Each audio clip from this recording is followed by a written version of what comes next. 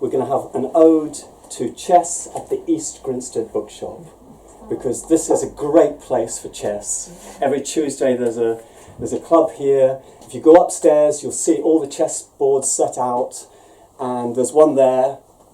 And this is a way of saying thank you to John, who's been the bookshop owner now for 30 odd years, but he's set up this vibrant chess club, and there are children here, and there women come along, men come along, and we have teams. We have a wonderful teacher here, chess teacher. So an ode to chess at the East Grinstead Bookshop. Chess is happening on checkered boards on the East Grinstead Boardwalk. Chess is happening inside and outside the bookshop there. Across 64 squares we are staring and outstaring each other. The only question is, who's going to blink first? Who's going to say checkmate? Who's going to offer a draw? Who's going to thump the table and send kings and queens flying?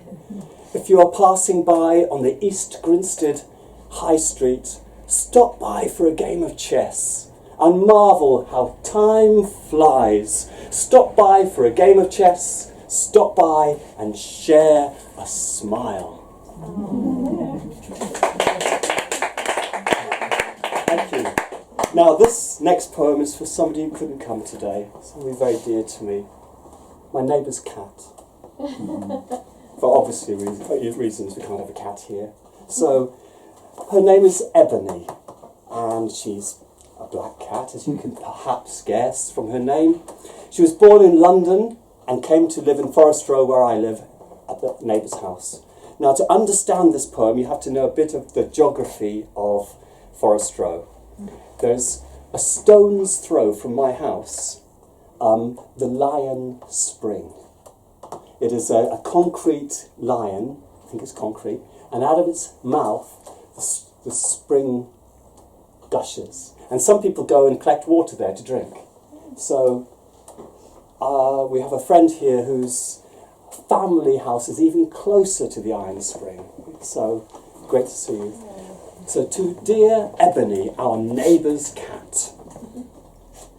We know you were born in London town, and we know you came to Forest Row, but the full extent of your daily travels we don't really know.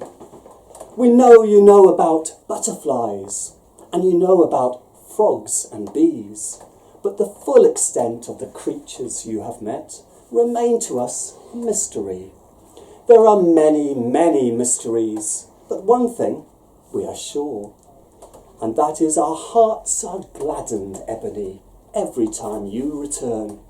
Our hearts are gladdened when we see you in the long grass, looking up into a tree. Our hearts are gladdened when you see something that has grabbed your fancy. Our hearts are gladdened and we love you, dear Ebony. We know you were born in London town, and we know you came to Forest Row, but whether you have been as far as the Lion Spring, we don't really know. Now, one of my favourite films is, what was it called? Just trying to remember the name of it.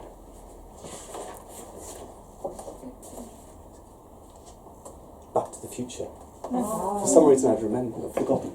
Back to the Future.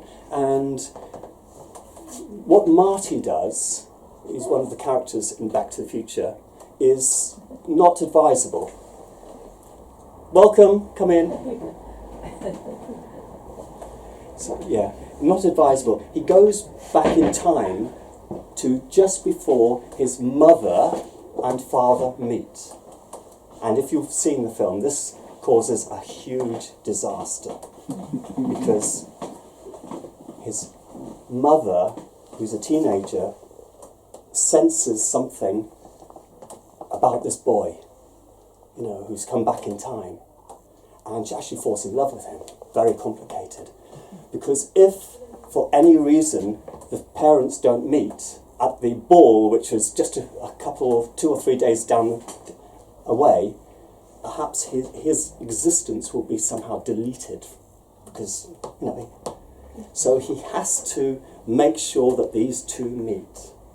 And the poem is called "A Twinkle in Your Parents' Eye," which is an expression. My mum says it's a twinkle in your daddy's eye, and it's about before birth, whether we are involved. You know, who are we? What are we? Do we exist before birth? And perhaps do we arrange for our parents to meet? You know, because some people say that this is possible. So, a twinkle in your parents' eye.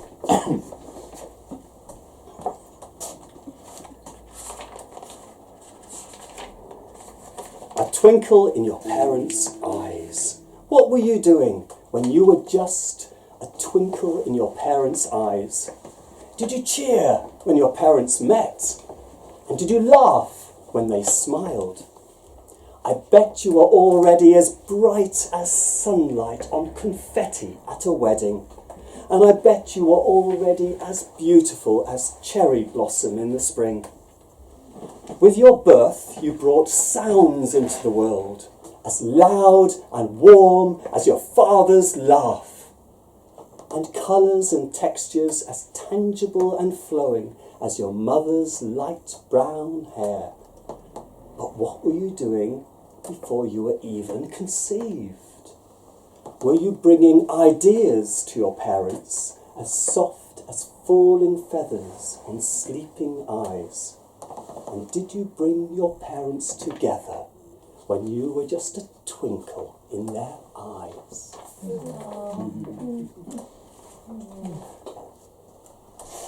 I don't know if my son brought his parents together.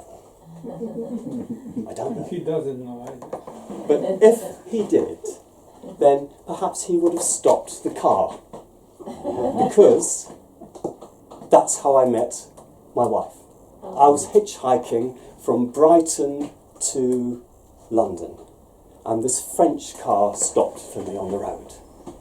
And in the back seat, there was my wife to be. So that's... And this is a little bit about, connected to the last poem. It's called "Joy Rushes Towards Me." And I don't know if you've ever had a dream where it's been so sort of powerful that it's woken you up. You know, just... Well, I've had a few of those. You know, they've just... And this was about how I imagined in my dream or my half-sleep my son, unborn son, running towards me. It just woke me up. So this is called "Joy Rushes Towards Me." Once upon a time, as I lay in my half-sleep, my unborn child ran towards me.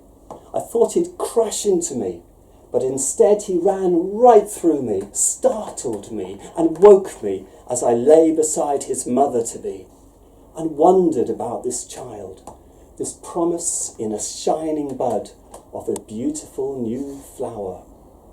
And now whenever a new birth is announced, I relive that hour when joy rushed towards me as a boy with a shining face just wide enough to contain his smile.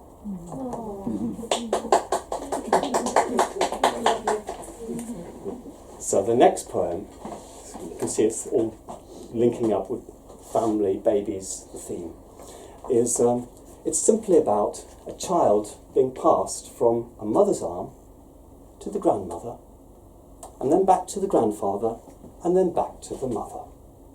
Simple as that. That's what it's about. And I'm imagining it happening on the bus. And I wrote it while I was on the 270 bus, which is from East Grinstead here to Brighton, which I regularly take. So to some extent it's happened on the bus, but and it's called Full Circle. Full Circle. When a child on the bus woke up in his mother's arms, he looked at his grandmother, whose face was wreathed in smiles. Grandmother reached out her arms, and her baby obliged, and passed the baby into those waiting arms. When that child on the bus sat in his grandmother's arms, he looked at his grandfather, whose face was wreathed in smiles. Grandfather tilted his head, and very soon a laugh started in the child and rippled through all our hearts. When that child on the bus sat in his grandfather's arms, he looked at his mother, whose face was wreathed in smiles.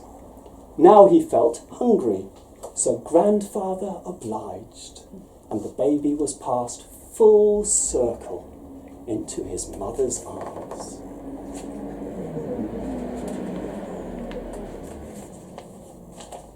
Now, I was taught, when I was studying to be a teacher, that young children, especially until they get to about 7, imitate. They imitate everything, you know. So, but what I've noticed that some children, some babies, it happens the other way around, and they sort of conduct us. You know, like they laugh in our face, and I find when the baby laughs in my face, I laugh back in exactly the same way. It goes like this, and I go like this, and I think, who's leading who? You know, I think that my training was actually incorrect, and it's the babies who make the adults imitate them. So it's just something I discovered. So Steiner, for example, was wrong about that. Well, actually, in reality, I'm being silly. It's both. It happens both ways. And is it usually toddlers? Is it often toddlers? Well, to be taking over your... Because I notice they've got so much... I know. There's something about them that they just look at you and... Some of them... You're completely taken up by them. And there's certain little babies that really... Yeah. I don't know, they have so much... It's so wonderful to see. Yeah. And this poem is about that, and it's called Who Smiled First? Who smiled first? You or your baby? Who started laughing first? Who's teaching who? Is your baby teaching you to babble, or are you teaching words? Is grandfather trying to distract your baby from crying? Or is your baby teaching him to dance? Has grandmother been transported back to our own childhood? And when did we all learn to sing such a joyful song? Who smiled first? You or your baby? It seems the laughter this time preceded the tickle. Who's teaching who? Is your baby teaching us to giggle? Or are we teaching words?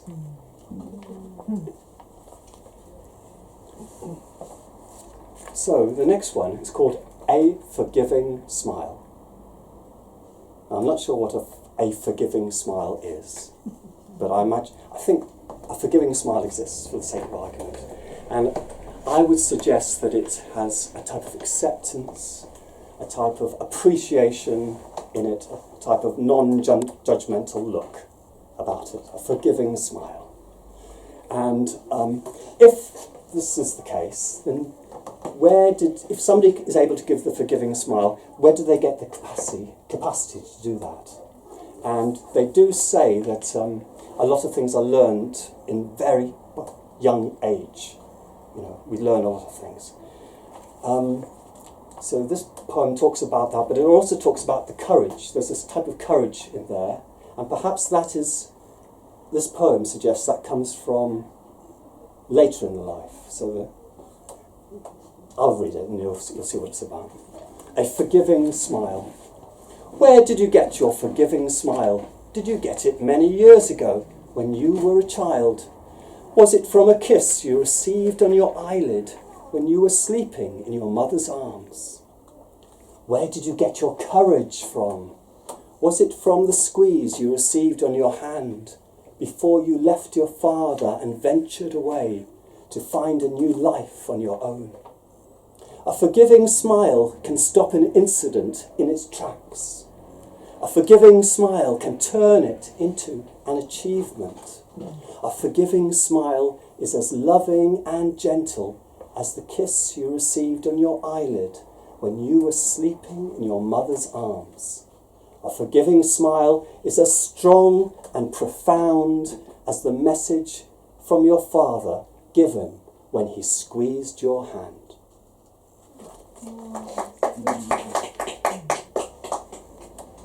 So, the next one is, in some ways we change. Like I'm different from how I was when I was young. So, yeah. Hi, great to see you. Yeah, in some ways we change. Like, I look different from how I was when I was a baby.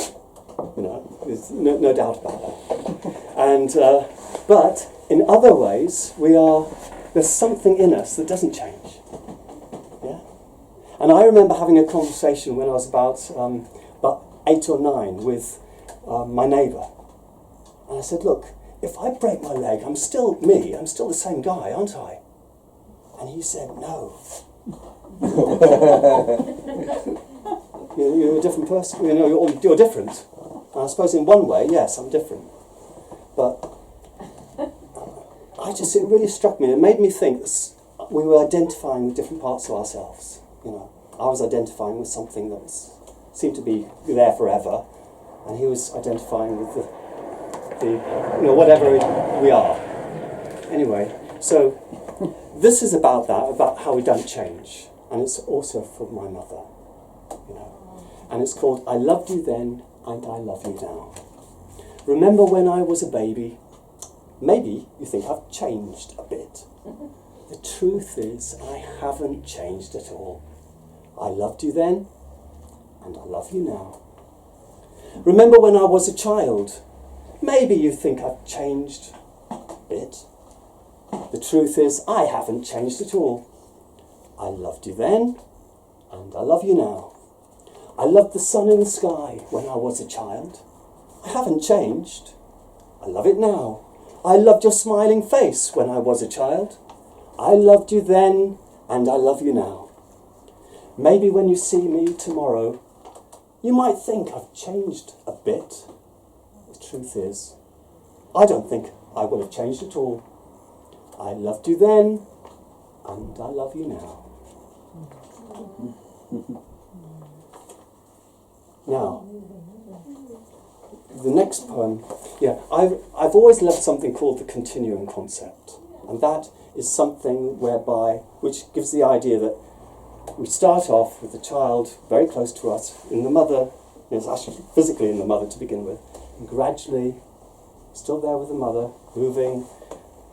In traditional cultures, it would be almost strapped to the mother, doing the work, sleeping with the mother, then with the mother and father, then the mother and father and the extended family, then the mother and father, extended family and neighbours, and gradually this gesture of going out, And I've always been really intrigued by this idea that that's what happens. And when the child moves out ever more freely, it can tear the mother or father, and they need to say a prayer to the universe for the universe to look after that child.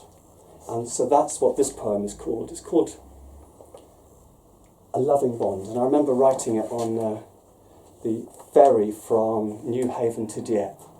And I was sitting there and I was seeing this child with bare feet running up and down, around and back and forward, and other children following. And it was just the sound of these bare feet on the boat was so nice, So, A Loving Bond. The heartbeat of your child and your heartbeat were once one, and only gradually did that change after your baby was born.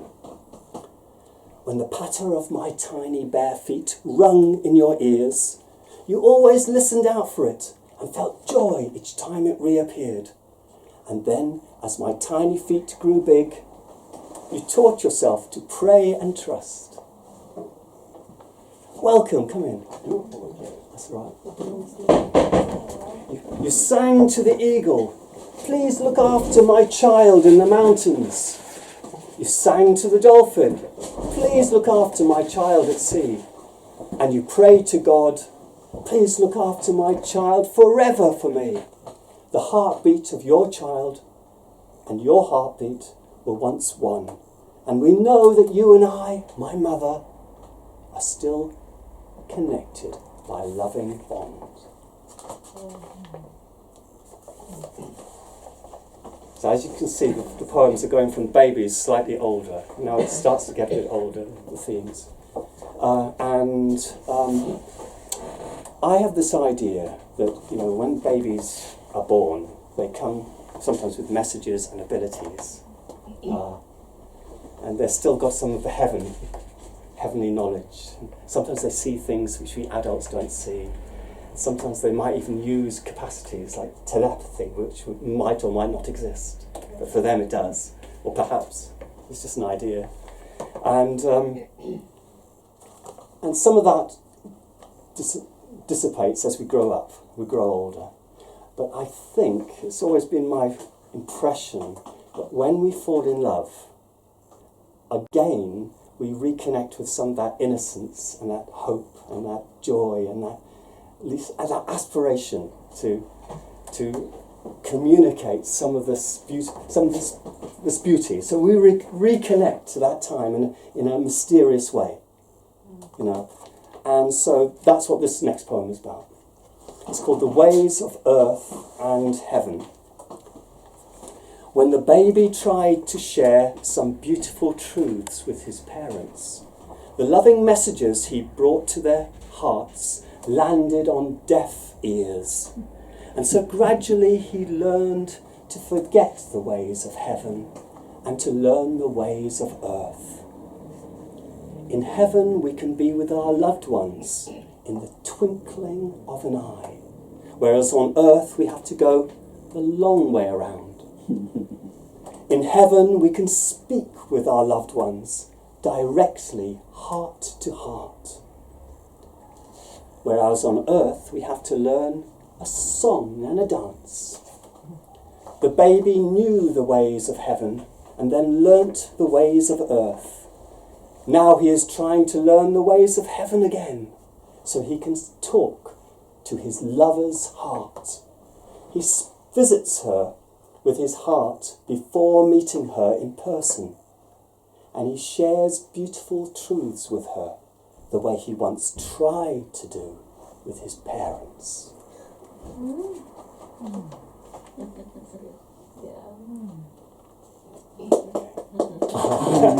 Okay.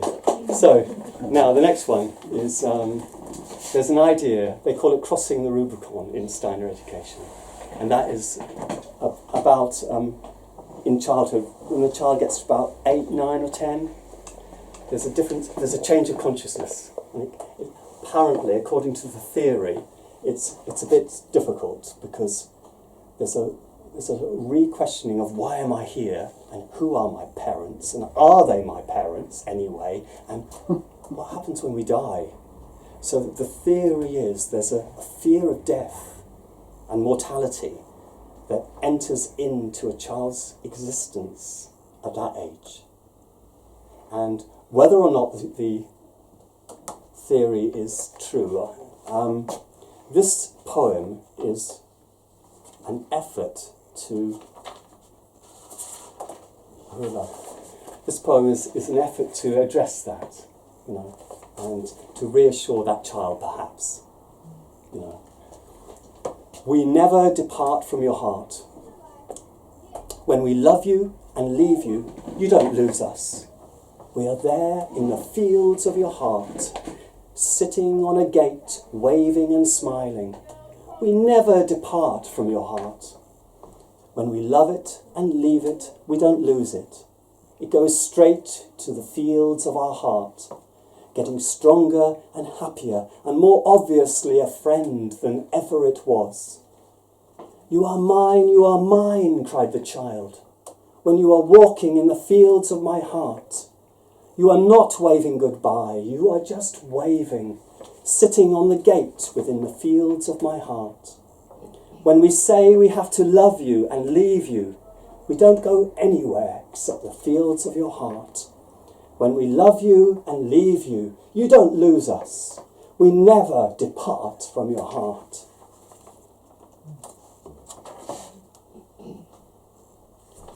So, hearts never forget. This next poem is about this idea that there's a really strong connection between a mother and baby. And the mother knows if the baby is smiling, even if the baby's looking the other direction. And apparently they've done tests where the mother starts to lactate when the baby is hungry, even if the baby is in another town, another part of the world. Whether or not they've done tests, whether or not they're relevant, I think the principle behind it is true, and that is there's a really deep connection between the mother and baby. Now, that connection is mirrored at the end of life, and there are lots of stories about this, and that is where the grown man sees his father or mother in a dream at the moment the father and mother dies. There are lots of stories about this. Sometimes they're waving, sometimes they're bright, and often it's a positive message that's given to that person. And this poem tries to show how it's echoed. There's a prayer for the mother to her baby when the baby is young, type of prayer. And that prayer is then echoed later when the man, now the baby, now a man, is saying goodbye to his mother. So, hearts never forget. A mother knows when her baby is hungry, even if her baby is in another room. And she knows if her baby is smiling, even when he is looking the other way. Go well, my beautiful child, and may your hands and your feet be forever guided by your heart. You have a bright sunny soul, my child, and you came here to shine your light. My wishes for you are filled with love, even if my words are sometimes gobbledygook. The love we share is wonderful, and hearts never forget. Many years later, that child, now a man, sensed his mother waving from the other side of the world.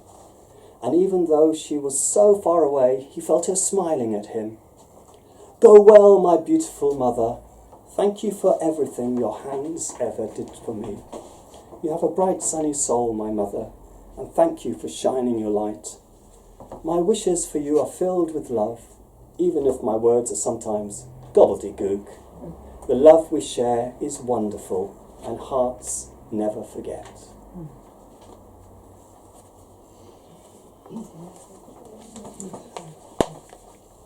Okay, go on. So, this next poem has a little image. Everyone will love the image of a dog whose tail starts wagging as soon as the wheels sound on the drive and their owner comes back. It's just a lovely image. And another image is the child who uncle is coming or grandfather's coming, somebody's coming, doesn't wait to put the shoes on, but runs outside and runs up the road to jump in the arms. There's just two lovely family images in this poem, and it has so that's what it is. Some gentle secrets of love. Some gentle secrets of love are passed down between mother and child in little stories with examples of forgiveness, illustrating the unfolding of wings. Your dog gets ecstatic as soon as you return, and your wheels are on the drive. And we are on a roll when we sing our personal songs. Your son doesn't put his shoes on when he runs up the path and jumps into your arms. And we will be light and carefree when we return into each other's arms. Some gentle secrets of love get learnt along the way and are passed down between generations in little stories with examples of forgiveness illustrating the unfolding of wings. So the unfolding of wings is, I think it's called a metaphor. And obviously it's not real wings, here's the teacher coming out at me now. But it's a subtle thing. And it comes, I'm saying that because it seems to come up in a lot of my poems, talk about unfolding of wings. Now we get on to the part of the poetry book which is more about friends. Because these are a collection of poems about friends and family, or for friends and family. And this is like a picture of a beautiful landscape. You know, it's a bit like the sort of picture you might see in a jigsaw puzzle, you know, which have this sort of house and trees and people in the garden and lots of things like that. And I had this idea of there being a house or maybe a few houses on the hill with nice trees nearby, and in one of the gardens is full of motorbike parts because that guy likes motorbikes, and another garden is full of trailing plants, and in the middle you have a grandmother painting the gate, and a little child on a father's shoulders, and another one running to the shops to do an errand for the mother, and two others taking dogs for a walk, and so it's just a picture. It's a picture of healthy community family life, and it's called Doubly Worthwhile. Yeah. Doubly worthwhile. The boy seems happy, running to the shops to do an errand for his mother. His sister looks comfortable, perched up high on the shoulder of her father. The older children seem eager to take their dog into the woods, and their house looks a picture among the trees on the hill. The trees outside the house provide places to climb and protection for the house against the wind. By fulfilling our own creative lives the best that we can, we inspire our children, and that makes our own lives doubly worthwhile. Grandmother seems happy, giving the gate a coat of paint, and grandfather is bringing some drinks out for his mates. The children are returning with their dog from the woods, and the neighbourhood looks a picture among the trees on the hill. The neighbouring garden on one side is full of motorbike parts, and the garden on the other side is full of trailing plants. By fulfilling our own creative lives the best that we can, we inspire each other, and that makes our own lives doubly worthwhile.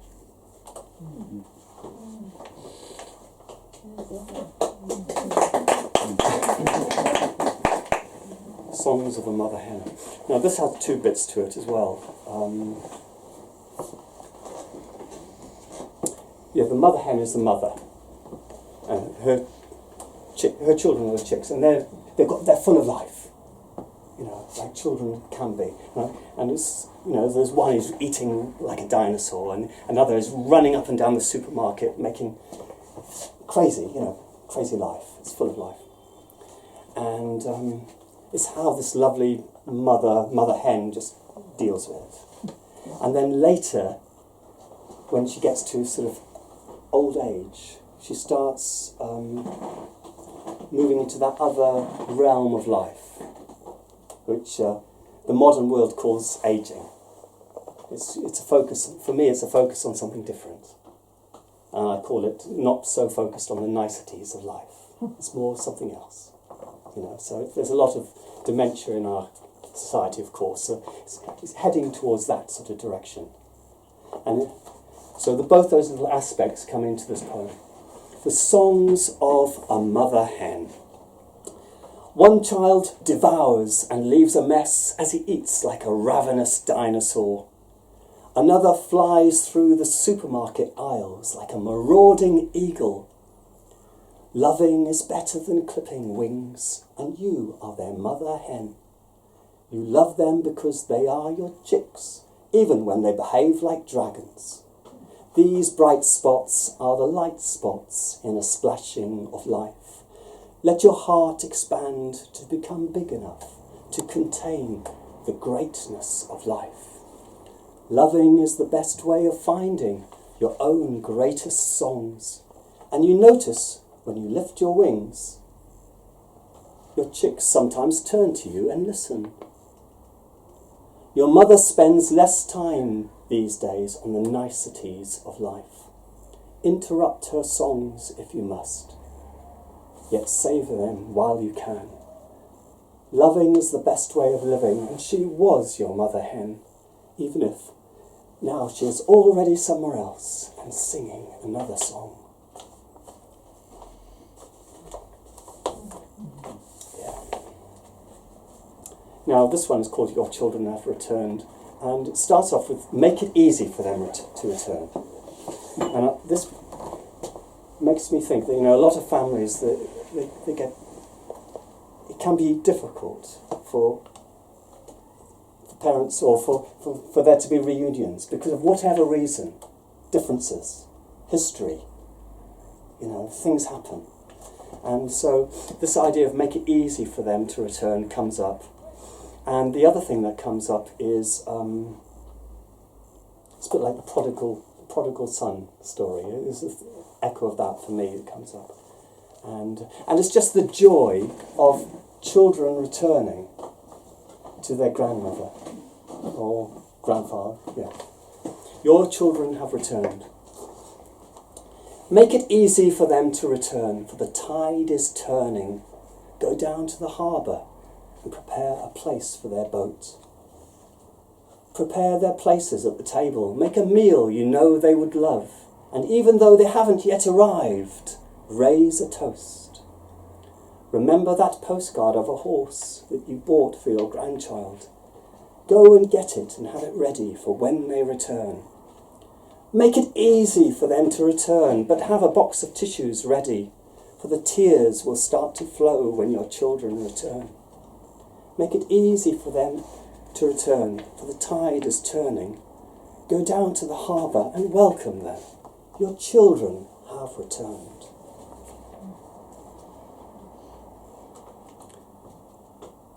Okay, so I know that this one is also about people who separate over time. You know, I know that people I knew as a child, we sort of moved different ways. We separated, and even though our paths were like this to begin with, now that we are so old, we seem to be completely separate on different mountains, and yet there are still common denominators, things we can find. And this is written for a particular somebody I know very well, for who this has happened to me, and it's about looking for the common denominator, the common things. And it's called We Both Love the Sunshine. Sunshine is common. Yeah. We both love the sunshine, the mountains and the sea, and we both love being inspired to write poetry. We both love people, friends and family. We both love each other, despite what we sometimes do and think. Many years ago our paths parted, and now it sometimes seems, we speak different languages. But we have a lot in common and some differences. We both believe in goodness, even though our versions of it seem to be at odds. We both believe in love and peace, although we might have different ideas as to what that actually means. We both believe in relief from suffering, although we have different ideas as to its root causes and remedies. Many years ago our paths parted, and now it sometimes seems we have climbed different mountains. But we both love our views of the sea, and we both love the sunshine.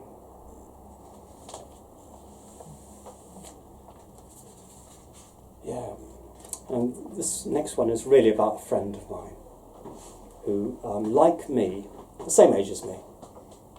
Yeah. So, like me, loved Desiderata. But way back when I was a child, this was a pop song, but it was really a poem. And it was done to her as a pop song. And she has done many things in her life. Some of them have been the same as things I've done.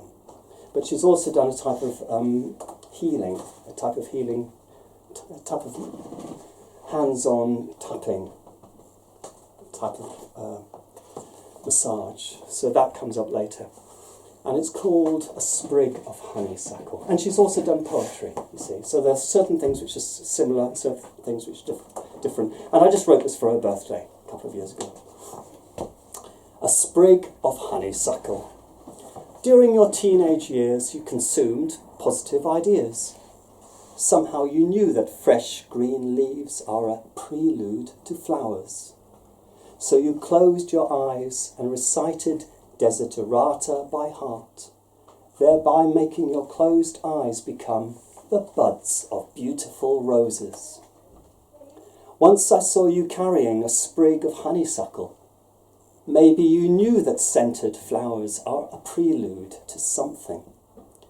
Then you covered the walls of your cocoon with colourful roses.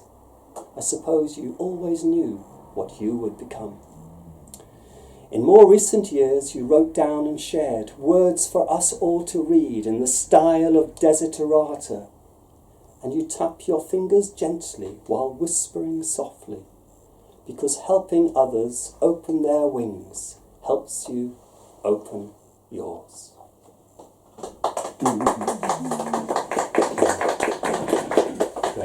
This is about another really great friend of mine, and one of his many hobbies, passions, just one of them, he has been known to clear up areas of litter, and wonderfully. And it's called the litter picker. And there's a question. I started off writing this poem. Well, what do you see? I know what I see if I'm picking up litter, and I do this with people. I even got the sticks and I pick up the litter. So, and I thought, well, what are you noticing? Are you noticing the flowers or the litter? No, you're noticing the litter. But nevertheless, it goes a bit deeper than that. So it's not as simple as just what do you notice, flowers or litter. The litter picker. I asked the litter picker if when he looked at the ground he saw the dog end or the flower, or whether indeed he saw the fairy dancing on the clover. I asked him if the dog end revealed to him its story. Was it smoked by a loving father? Was it sold by a busy shopkeeper?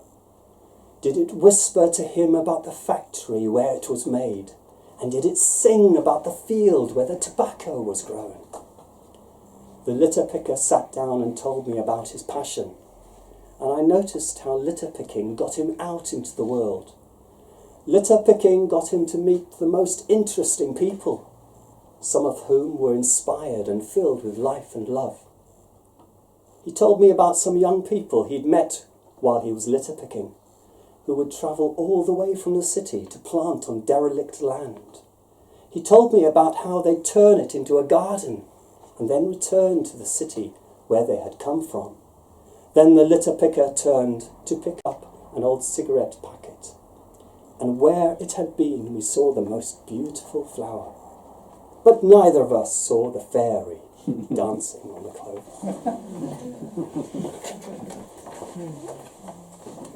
And this one is about another friend of mine. I haven't met her yet, but I do write to her. No, it's one of those relationships where you write to people and haven't met them yet. Yes. But one thing she has done in her garden is in her front garden, she made these hearts and put them on the tree, and with a sign saying "Help yourself," whatever. So it's about that hearts put on the tree. And it mentions, in a way, it also talks about what happened a lot during our recent years when people put things on the pavement for people to take away. A lot of that's happened over the last few years. especially since 2020. Yeah. And hearts in a tree. In some places in England, public telephone kiosks have become places for sharing books. I found a book of uplifting rhymes next to How to Grow Flowers, next to a handwritten sign saying, "Help yourself." Your words are pearls from an overflowing basket. Your words are hearts hung from a tree, next to a sign written in your own loving hand, saying, "Take a heart for free." In some places in England, people have put things to give away outside in their front gardens or on the pavement. I found a clump of phlox roots from someone's overflowing garden, next to a handwritten sign saying, "Help yourself." Your words are pearls from an overflowing basket. Your words are hearts hung from a tree, next to a sign written in your own loving hand, saying, "Take a heart for free." You told me you saw an elderly gentleman take one of the hearts you had hung in your tree. You told me you saw him give it to his long-time sweetheart, who threw her arms around him. Your words are pearls from an overflowing basket. Your words are hearts hung from a tree. May this poem be for you and anyone who finds it just like a heart from that tree.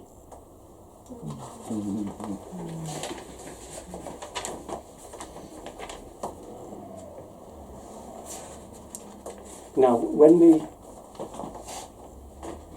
there will come a time when we're asked a very important question, all of us. Well, I'll be asked that question. Maybe you won't, but I think I will. And the question is, have you loved? Have you loved? Most important question. I can't think of a more important question. Have you loved? At the end of your life, whoever it is, St. Peter, whoever it is, have you loved, Michael? Have you loved? I'll have to answer that. Maybe it's me that's asking the question.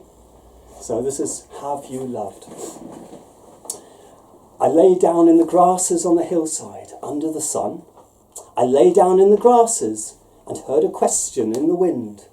Have you loved? Each yes is like a rose. Have you loved? Each yes is like the sun.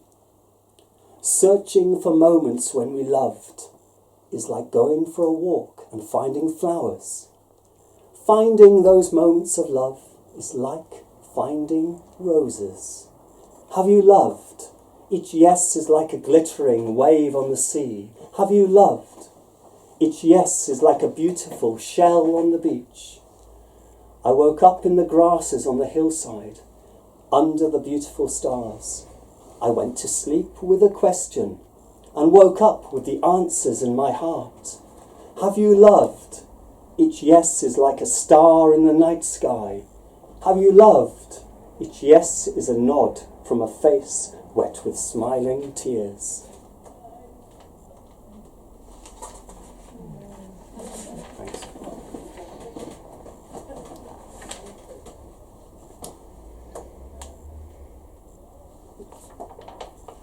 I realise I've got about 10 minutes left, so to choose which ones to read.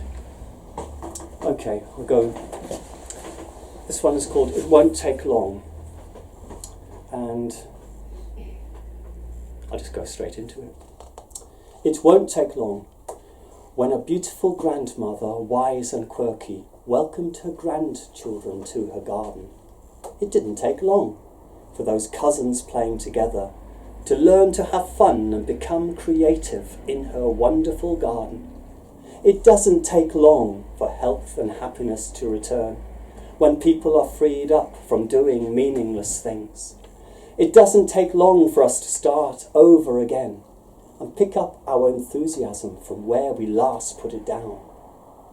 When a beautiful grandfather with a hopeful vision called for help to start a new village, it didn't take long for new friends to reveal their talents and for newcomers to feel at home in their wonderful village. It won't take long when truth is revealed for us to find our humanity again. It won't take long once we have got past the shock, for us to rebuild and mend. And the next one is called Our Victory Song. And it's a bit like the one before, where the answer is yes to that question. It's our victory. Okay. Our victory song. I woke up after an aperitif of sleep and climbed up to our bench in the wind, where I heard you confidently assert that we get on. Now every leaf and bracken frond reminds me of dancing hands, and every time I remember your confidence, I hear our victory song. Yes, we love are the words that are heard, sung from planet Earth to the rest of the universe. And yes, we love are the words of our victory song. Hard eyes become soft with laughter when we dance our victory dance, and wrongs turn into blessings when we sing our victory song. Love has won are the words that are heard, sung from planet Earth to the rest of the universe. And love has won are the words of our victory song.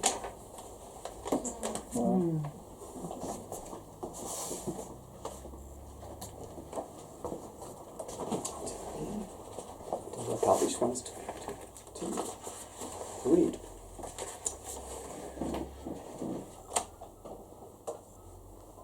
Chasing a hen. It's a bit like the Mother Hen business. It's about a child who chased the hens. And of course, if we're looking after the child who's chasing the hens, we might not like that.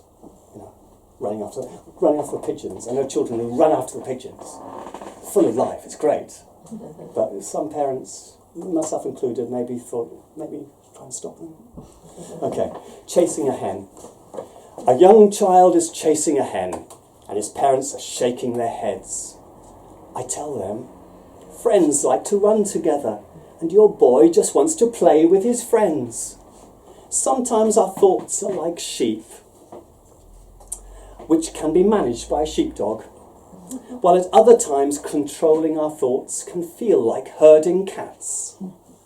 Sometimes emotions run away from us like deer, while at other times wisdom returns to us like cattle to the milking parlour at the end of the day. As the young boy sat with his parents in the evening light, wondering how it was that a chicken could run faster than him, they shared some of their wisdom. You know, friends love to run, but not all the time. Sometimes friends love to share secrets and give each other little presents. So next time, go quietly after your hen, and she might give an egg to you. But he was already falling asleep and running after some hens in a dream, while in the background his parents were clucking.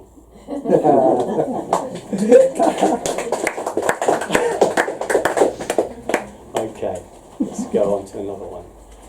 So I haven't got long left, so I'm going to choose one here. Maybe that one? Maybe. Good news, bad news. Haha, this is a great one to finish. You see, I remember I told it in our assembly once. Good news, bad news stories. I love them. It's like, there's a very simple one. A man was in an aeroplane. That's good news. No, it's not good news. The engine conked out. Oh, that's bad news. No, it's okay. It's good news. There was a parachute. Oh, that's good. No, it's not. Parachute didn't open. Oh, that's bad. No, it's not. There's a haystack underneath. Oh, that's good. No, it's not. There's a pitchfork in the haystack. That's bad. No, it's not. It's good news. He missed the pitchfork. Oh, that's good. No, it's not. He missed the haystack. So, and this one, it's in here somewhere, if I can find it, has that theme, and it'll be the last one of the day. I wonder what it's called. It's called Tears Turn Into Kisses. Oh, this is a way to find it. Tears Turn Into Kisses. Tears turn into kisses. Yeah. Sorry to take so long on this one. Kippers, did you say, right? Absolutely. Did you say kippers? Tears turn into No, it is kisses. Kippers was a slight improvement, that would be. So thank you. That would... So I'm getting old. No. Tears turn into kisses. In summer, our rose bush was covered with caterpillars, encouraging a family of blue tits to arrive for a meal.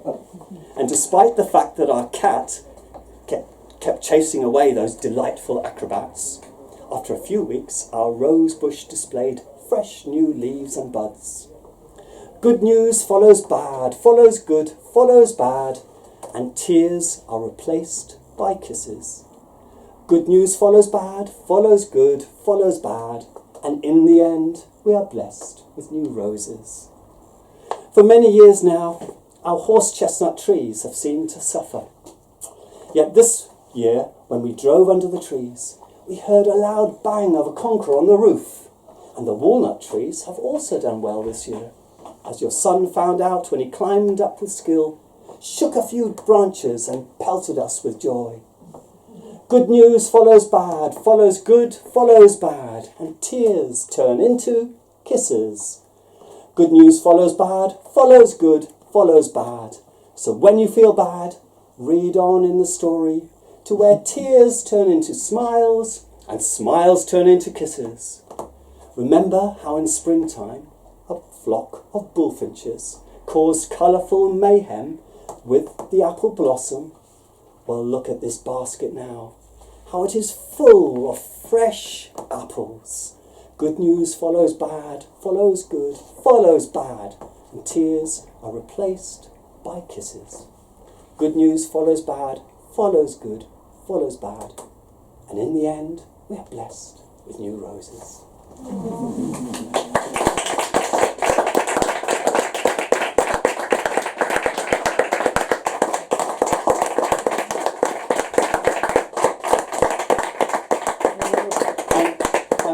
I just realised I wanted to finish with, I hope you're going to be okay. Oh, God! Okay. I just realised this is a recent one, and it's about my wife who died 3 years ago, and I'm imagining that she's putting her lifetime in a box, in a treasure box. You know, she's putting it there, her lifetime, and maybe taking out a jewel from it and putting it in her necklace. You know, so it's sort of as a way to, anyway, to somehow take that life. You know, just it's called a pearl for your necklace, and I think we all. It starts off, you found love that matched your own. I think we all, that's what happens. We all find love that matches our own. There's something in us that matches, so that comes up there. Anyway, I'll read it. A pearl for your necklace. You found love that matched your own in the garden where we took hands, in a dance where we swirled around among the flowers while the birds sang. You carried love deep inside, and then you carried a baby in your arms. You shared food, words and songs, and laughter as your child danced and ran, and then slowed down to walk with you by your side. 3 sets of footsteps echoed to the beats of a song of love as you walked and skipped up to your mountain top, where you shed your skin and flew back to your stars. I imagine you there, putting this lifetime into your treasure box, after tenderly taking out a pearl and fixing it in your necklace, so that when we meet again, I will see it shining.